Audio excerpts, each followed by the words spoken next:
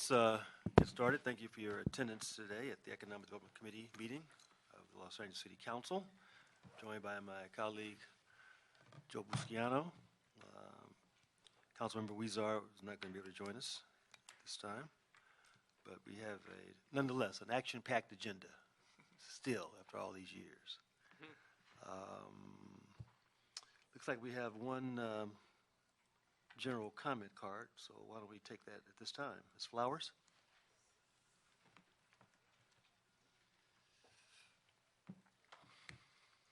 Good afternoon. My name is Asia Flowers with CREED LA, and I would like to thank the Council for insisting on a study addressing related issues to neighborhood drilling. We are especially grateful to the Council for the foresight to study the economic impacts, including potential job and revenue loss related to the 25-foot barrier. People's jobs and careers are at risk. Some of the workers who may be affected have been reaching out to us, and that is why we urge you to place special emphasis on the issue at this time. We believe that protecting local jobs is critical to the well-being of the city and its people. Thank you for your time. Thank you. Thank you. Any other general comment cards this time? That will close general comment. Members, we will, without objection, take items 3, 4, and 5 on consent. Move the items. That will be the order. And we've got two appointees with us today. Reappointment of Stella Maloyan. Stella, why don't you come up? And a new appointee, Anna Kubas. Anna, why don't you join us as well?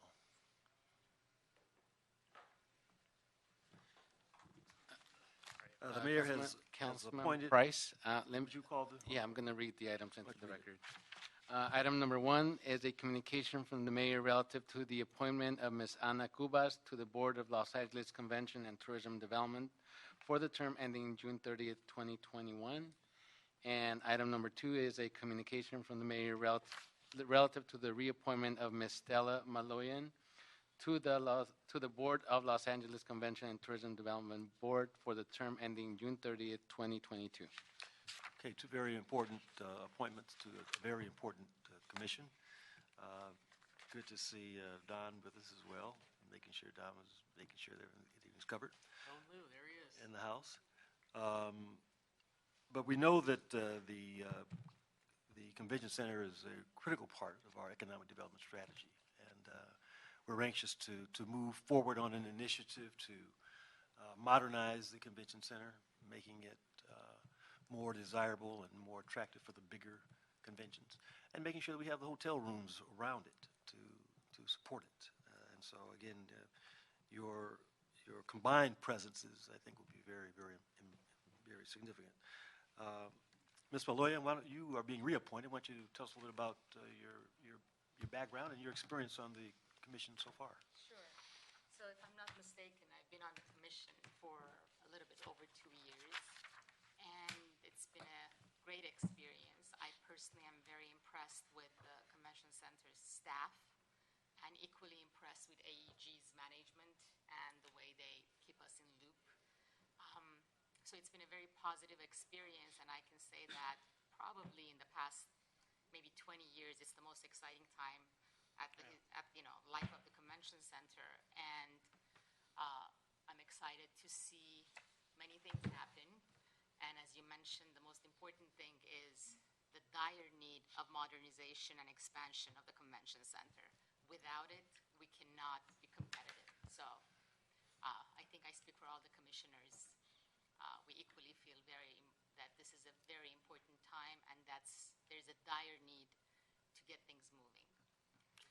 It's been a great experience sitting on the board, and I'm getting to know Dawn, who's very professional and knows the city inside out, so that's very helpful to me to sort of have a snapshot of how things work better. Share with us a little bit about your background and What I do. and why you are so well qualified to join us in this capacity again. So I've been the development director at a nonprofit organization named LANE, LA Alliance for a New Economy, for the past 15 years. And when I joined Lane, it was a much smaller organization, and there was no private fundraising program. So with a brilliant team, I created and I oversee a private fundraising program for Lane and its marquee events. The most notable one is City of Justice Awards Dinner that has become the premier political labor dinner in Los Angeles, actually in California, with over 1,000 attendees. And my own baby is the Women for a New Los Angeles Luncheon, which is sort of gathering of progressive women from all over California and focusing on empowerment issues. That's sort of my day job, but I've been involved with Mayor Garcetti and his brilliant team for many, many years as a volunteer, and I've done a lot of fundraising around him and for him. And I really believe in his administration, and I think the city council today is also made up of many progressive, great visionaries. So I don't mind being a volunteer in this capacity. Okay, well, thank you. Another good volunteer, Anna Kubas, is certainly no stranger to economic development, but also community development. And we're happy that the mayor has decided to appoint you as well. If you could tell us a little about your background and what you hope to do on this important body. Thank you, Mr. Chair. I'm very thankful to you and Mayor Garcetti for this wonderful opportunity. I have a special connection to the convention center. Back when I was 19 years old, I did my citizenship swearing-in ceremony at West Hall. So the convention center has a very special place in my heart, and as you know, those ceremonies happen almost daily with thousands of new Americans being sworn in. So I'm very, very much looking forward to serving the convention center in the city in this capacity. I'm the founder and president of the Latina Public Service Academy. This is an academy that teaches young high school Latinas how to be public servants and community leaders. So I look forward to sharing my experiences. I think it's wonderful we share that love for empowering women, and I look forward to helping you and helping the city move forward. Thank you. Well, I think you both will be able to help us all become empowered. And so we appreciate your energy, enthusiasm, and willingness to serve, on such an important body. We know that tourism is up year after year here in the city, and we want to make sure it continues in that vein. Councilman Busquiano. Thank you, Mr. Chairman, and thank you both for your commitment to our great city, and you truly are leaders in your respective fields, and to take on this commission role, your continuing your role, and honored to bring you on board, I believe will add to the ongoing improvements to what's taking place at the convention center. Now working alongside General Manager Don Liu, who's here. You know, and you have various backgrounds, and you bring so much to the table. If you look at the city of LA kind of county map of, you know, Discover LA's neighborhoods, it's important for me to ensure there's equal representation in all communities as it relates to bringing in tourism to this great city, and not specifically continuing to target those areas that historically have been known and proven to bring tourist dollars. So, like, even if you look at this map, Discover LA's neighborhoods, if you look at, like, everything south of the 10, there's kind of a hole here. I mean, there's a lot happening in the South Los Angeles communities. I know myself and Mr. Price represent, including the Sabato Rodia towers, and I think we need to do a better job on the cultural tourism that can bring folks and extend their interest beyond the coastal communities and the downtown Hollywood area. So what are your plans to bring some equity to tourism dollars in kind of the disadvantaged impact communities? I mean, this is a very good question and a very general question. I think the first step is to get approval to move forward. And how this is going to benefit that community is it's going to generate a lot of good jobs, a lot of good union jobs. And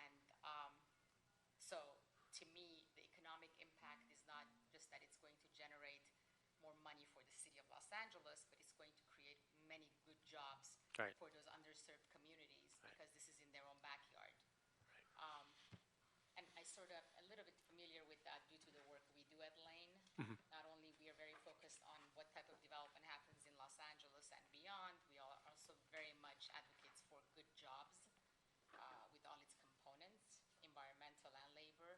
So I'm actually very excited about that. I think that's one of the great benefits that we're going to have by, creating expansion of the convention center, new hotels, bringing in new business, which will mean thousands of good jobs. That's right. Hospitality jobs, food and beverage, right? Transportation. All the service jobs that cannot be shipped out. Absolutely. Appreciate that. And I would just like to add, of course, our wonderful city is well known for its diversity. We should highlight that in all our marketing materials. Highlight the communities of South LA, Watts, that have a rich history in our city and in our country. Appreciate that. Thanks, Anna. Thank you, Mr. Chairman. Well, thank you both. Thanks for the comment. It's just, as we know, it's something we are always harping, and I think it's true. We want to make sure that all parts of the city are highlighted, and that we encourage tourism and visitors to enjoy all of the spaces that we have in the city. But I feel very comfortable about moving these two nominations forward. Move approval. Councilman, do you have any, Move approval. any objection? Okay, great. It's unanimous. And we'll look forward to seeing you both in council, hopefully within the next week. Congratulations. Thank you both. We look forward to working with you. Thank you very much. Thank you. Thank you. Okay, Mr. Clerk, what's next on our agenda? Item number 6. Item number 6 is an Economic and Workforce Development Department report relative to authorization to accept and expend $1.4 million in U.S. Department of Labor Youth Reentry Grant funds to provide training, placement, and supportive services to justice-involved individuals. Roberto. Yes, sir. So I'm always glad to be here when I'm bringing money to the table. So it's grants was a Department of Labor grant. U.S. Make Department. sure we spend it. Yeah, spend it right. I always say spend it right. It's not Yeah, sitting exactly. somewhere. Yeah, I heard the conversation this morning, Right. and right with you on that. It's grants that we applied in partnership with actually 2 other cities. So this is what they call a demonstration grant to show best practices. We will be working with Hartford, Connecticut, and St. Louis, Missouri, and ourselves, and it's being coordinated through a Washington, D.C. international CBO called FHI, who is the lead applicant for the grant. So our share of the dollars over the next 3 years is $1.4 million. And we did select Boyle Heights as our location within the city, predominantly because we started a probation school actually at the Boyle Heights Tech Center that's specifically with probation camp returnees. And that's our demonstration to try to take this as a part of our P3 plan citywide. So this will provide additional resources to serve this particular population. The report suggested about $250,000 is going to be provided to the Boyle Heights Tech Center. How about the remaining 1.4? Where's that going to go over the years? It would actually, over the 3 years of the grant, it would be $250 a year for. We're only asking for approval for the first year's allocation. The rest will be a part of our annual plan. That would be part of our annual budget. So out of the $450 that we have for this first year, $250,000 will go specifically to the Right Way Foundation, who's an agency that's been working with the Tech Center as well as a number of our youth centers that focus on foster and probation youth, and they're a really great provider. The rest of the dollars will go to the Tech Center themselves. There'll be a case manager that would be hired at the Tech Center, and then we do take a 10% admin oversight. Mm-hmm. And is the program going to provide referrals to other services, healthcare, housing, et cetera? How's that? Right. And as you remember, as I was all excited last week when we talked about the P3 plan, the integrated program that we have now, we have the Department of Mental Health, we have the Department of Social Services, we have the Department of Probation, as well as Health Services, all working under one roof. And that is actually in all 14 of our centers right now, and having that integrated services. So having the probation officers as well as this additional resource for the probation kids really gives them a holistic approach, which they do need. And certainly it's complementary to the abandoned box policies that the city has adopted. Exactly. And we just want to make sure that there's good coordination, good collaboration, so that youth individuals are eligible or taking advantage of all these programs. Exactly. Actually, this coming Monday, if you happen to be out at the Goodwill Center in Cypress Park, we're actually having a major professional development day with all of our resource partners. So we've really have gotten the science down right about bringing people together and doing that coordination of services. Okay, great. Councilman? Well, I too, same line of questioning. You answered a couple of my questions already, Mr. Chairman. It's great to know that you're landing this this project, expending dollars in the Boyle Heights area. How do you plan on the outreach, say our youth in the South Los Angeles region? What's the game plan to kind of stretch and extend the services beyond Boyle Heights? So we actually have a pilot project right now with LAUSD, LACO, and Probation Department that is working with all the kids coming out of the probation camps. Even in the valley, I mean. In the valley, yeah.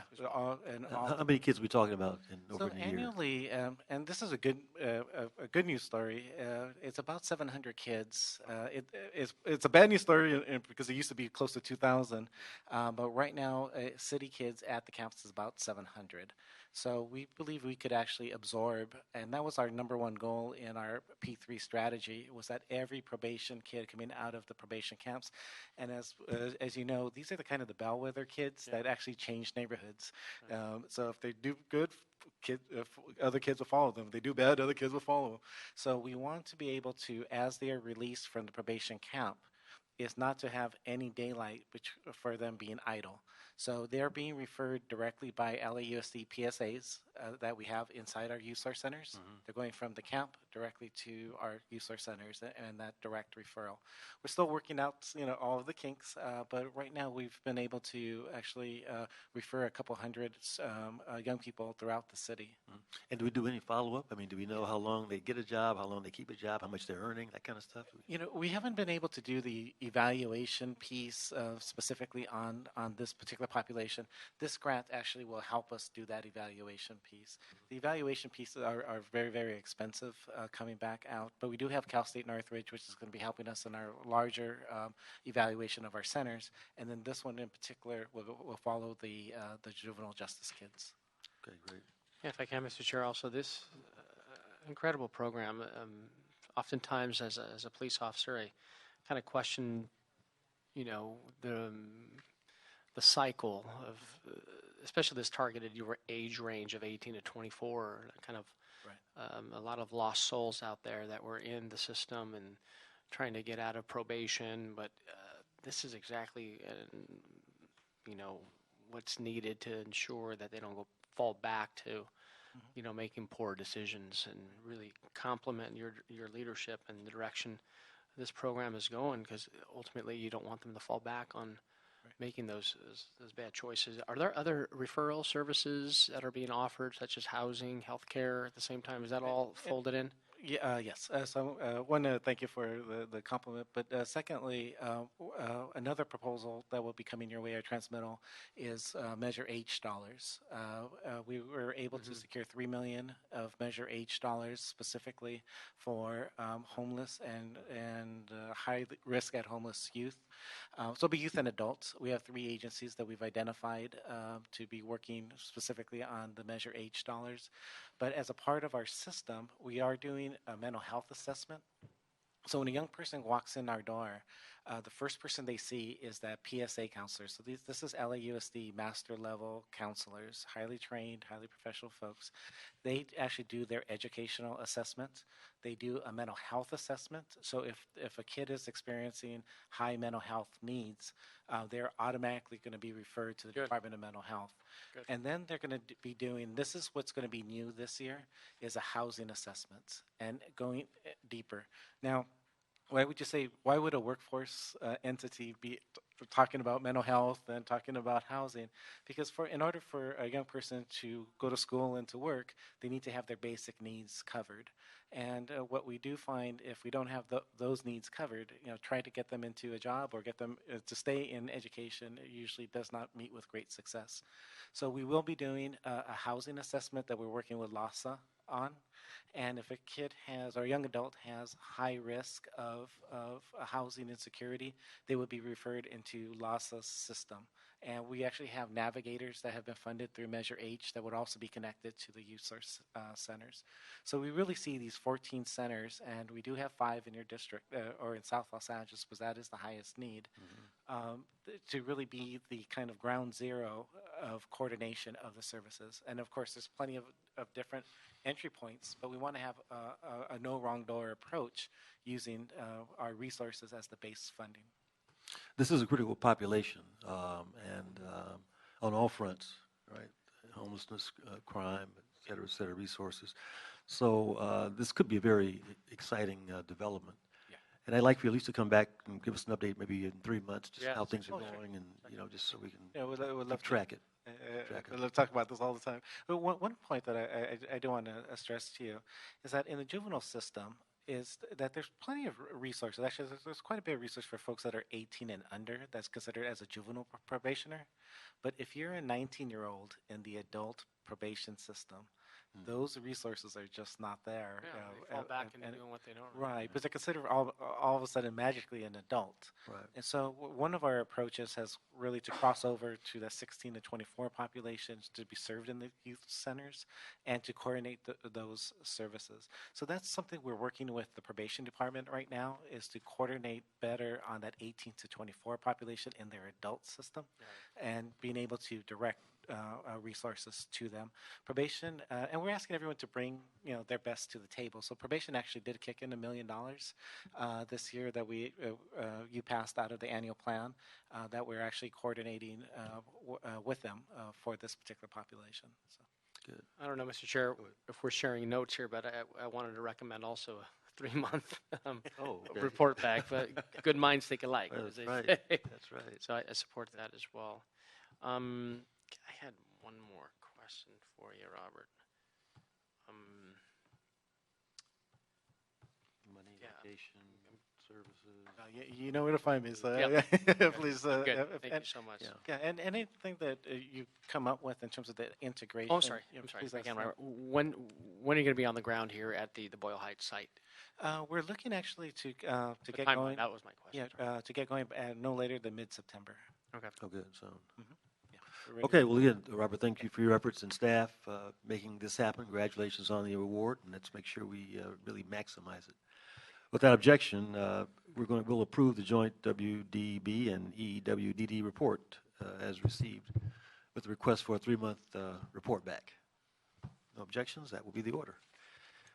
Mr. Clerk, anything else before us at this time? That is the entire agenda. All right, the meeting is adjourned.